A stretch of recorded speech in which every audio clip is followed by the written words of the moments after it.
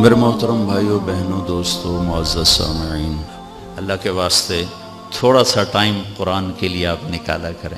اے فیلاں پڑھ پڑھ توڑی مت ماری جانتی، تھوڑا سا اس کو ٹائم دیں، اس کا حق ہے۔ اور بھی دکھ ہیں زمانے میں محبت کے سوا، راحتیں اور بھی ہیں وصل کی راحت کے سوا۔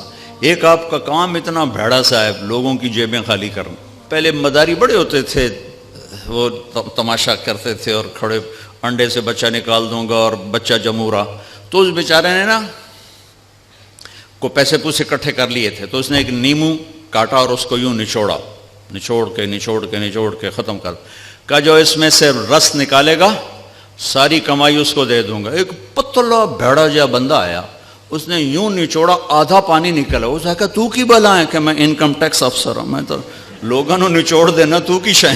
ایک آپ کا کام اتنا بھیڑا ہے، اوپر سے رویے اتنے برے ہیں، وہ بھی بددیانت ہیں، آپ کے دل میں بھی کھوٹ ہوتی ہے کہ میں بوجھا کتھو کپڑا ہے۔ یہ تاجر سمجھتے ہیں پیسے سے کام چلیں گے، جی کہتے ہیں پیسہ بچاؤ، اور کام تو اللہ کے چلانے سے چلتے ہیں۔ بے شک پیسہ اس کا ایک سبب اور ذریعہ ہے، یہ حلال کمائیں، آپ صحیح طریقے سے ان سے ٹیکس لو، کون روکتا ہے؟ ان کی کمائیاں حرام ہیں، آپ کا وصول کرنا ظلم و ستم ہے۔ حضرت عمر رضی اللہ عنہ بیت المال خزانہ تقسیم کر کے جھاڑو دے کے اسی کے اندر 2 نفل شکرانے کے پڑھا کرتے تھے، یا تعالیٰ شکر ہے جان چھوٹی اس سے۔ کچھ وقت قرآن کے لیے نکالا کریں، تھوڑا سا وقت، ہر زبان کا ترجمہ موجود ہیں، تھوڑا سا ٹائم، تھوڑا سا میرے لیے ہے، آپ کے لیے۔ اچھا آپ کہتے ہیں میں بہت بزی ہوں، تو پورے قرآن میں 89 دفعہ آیا ہے یا ایھا الذین آمنوا، اے ایمان والو۔ یہ صرف طارق جمیل سے بات ہے، زینب اور فاطمہ سے بات ہے، اور غلام احمد سے بات ہے، اے ایمان والو۔ 89، 90 بھی پورا نہیں۔ یا ایھا الناس پوری دنیا سے بات ہو رہی، یا بنی آدم پوری دنیا سے بات ہو رہی، ٹھیک ہے۔ یا ایھا الذین کفروا اب صرف کافروں سے بات ہو رہی، یا اہل الکتاب یہ عیسائیوں سے بات ہو رہی، یہودیوں سے ہو رہی، یا ایھا الذین ھادوا یہ یہودیوں سے بات ہو رہی، ٹھیک ہے جی۔ اور ایک بات ہے یا ایھا الذین آمنوا، اے ایمان، یہ ان سب سے بات ہو رہی، مجھ سے ہو رہی۔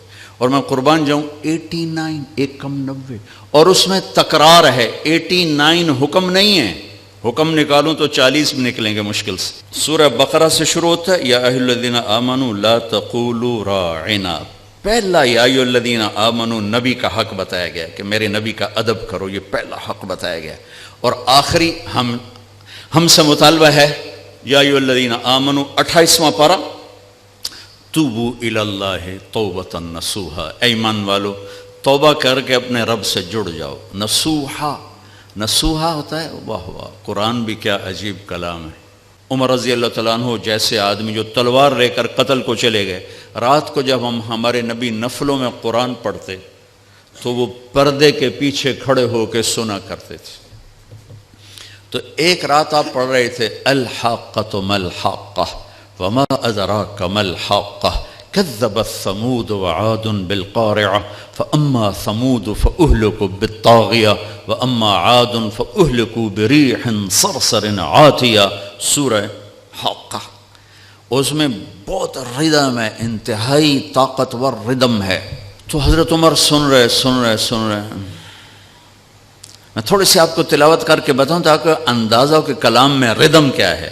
الحاقۃ ما الحاقۃ وما ادراک ما الحاقۃ كذبت ثمود وعاد بالقارعة فأما ثمود فأهلكوا بالطاغية وأما عاد فأهلكوا بريح صرصر عاتية سخرها عليهم 7 ليال و8 أيام حسوما فترى القوم فيها صرعى كأنهم أعجاز نخل خاوية فهل ترى لهم من باقية وجاء فرعون ومن قبله والمؤتفكات بالخاطئة فعصوا رسول ربهم فأخذهم أخذة رابية إنا لما طغى الماء حملناكم في الجارية لنجعلها لكم تذكرة وتعيها أذن واعية۔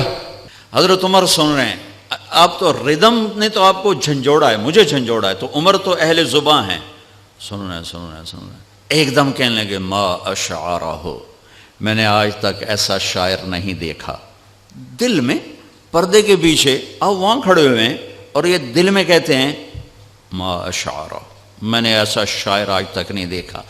این اس وقت میرے نبی نے یہ آیت پڑھی، اِنَّهُ لَقَوْلُ رَسُولٍ كَرِيمٍ وَمَا هُوَ بِقَوْلِ شَاعِرٍ، یہ رسول کا کلام ہے، یہ شاعر نہیں ہیں۔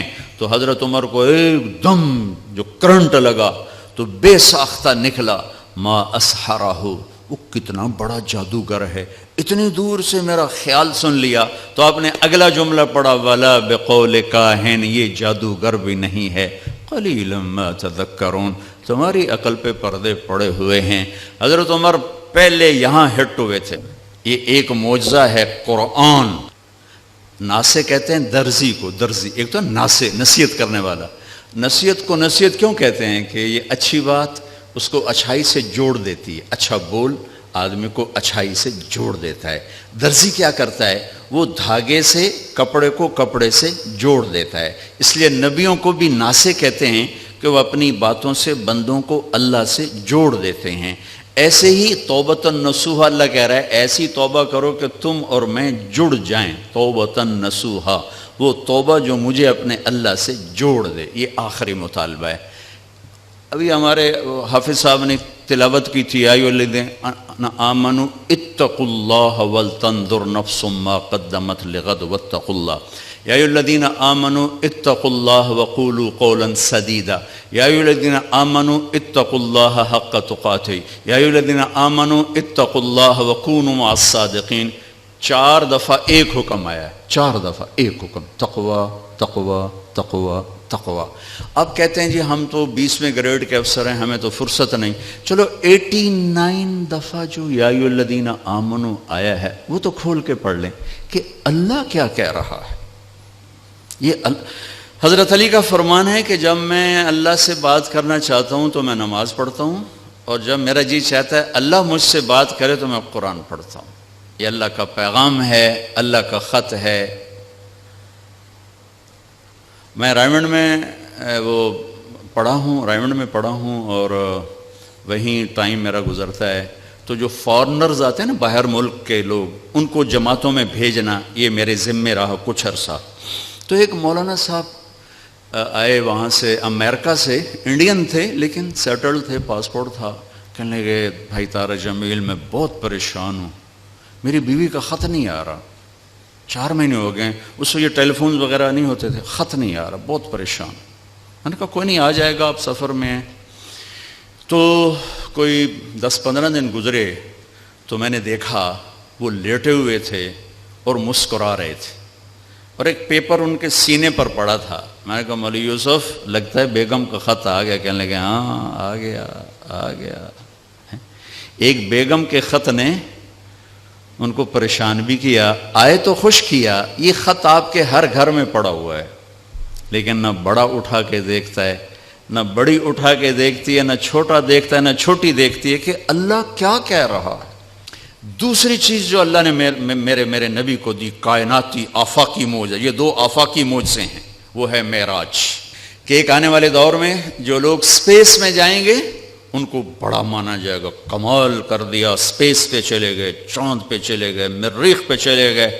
میرے رب نے اپنے حبیب کو کائنات سے بھی اوپر اٹھا کے بتایا کہ میں تمہیں ایسا نبی دے رہا ہوں، اس کے ہاتھوں میں ہاتھ دو گے تمہیں مجھ تک پہنچا دیں گے، تم چاند ڈھونڈ رہے۔ دیکھو سرجری میرے نبی کی ہوئی ہے تو اوپن ہارٹ سرجری ہو سکتی ہے، میرے نبی نے سوچ دی، وہ تو ہم زوال کا شکار ہوئے تو اور لوگ ہم سے لے گئے، ورنہ اوپن ہارٹ سرجری کا پہلا تصور میرے نبی کے سے شروع کیا گیا ہے کہ جب آپ کو معراج پہ لے جانے لگے، ام ہانی کے گھر سے آپ کو جبریل نے لیا اور حتیم میں آئے۔ حتیم وہ چھوٹی وال دیوار ہے جو بیت اللہ کے ساتھ، اس میں خالی جگہ، یہ بیت اللہ کا اندر ہے۔